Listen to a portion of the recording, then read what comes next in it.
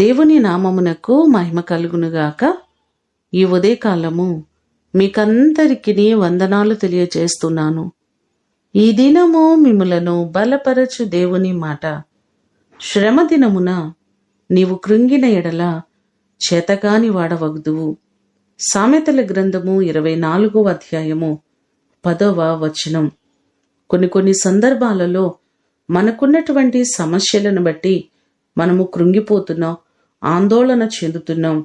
శ్రమ, కష్టము, ఇబ్బంది, అనారోగ్య సమస్యలు మన ఎదుటికి వచ్చినప్పుడు ఎటూ పాలుపోక నలిగిపోతున్న సందర్భాలు మన జీవితాల్లో కనబడుతున్నాయి. కానీ బైబిల్ అంటుంది, శ్రమ దినమున కృంగిపోయిన ఎడల చేతగాని వాడవవుతావని మనకు సెలవిస్తుంది.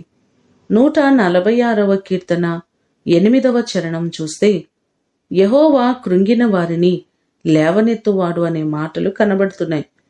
కృంగిన స్థితిలో ఉన్న ప్రతి వారిని లేవనెత్తే దేవుడు ఆయన. ఆయన మీకున్నటువంటి సమస్యలన్నిటినీ విడిపించే దేవుడు. మీరు అనుభవిస్తున్న నిందల నుంచి, మీరు అనుభవిస్తున్న ప్రతి కష్టాల నుంచి విడిపించి దేవుడు మిమ్ములను లేవనెత్తునుగాక. ప్రార్థన చేసుకుందాం.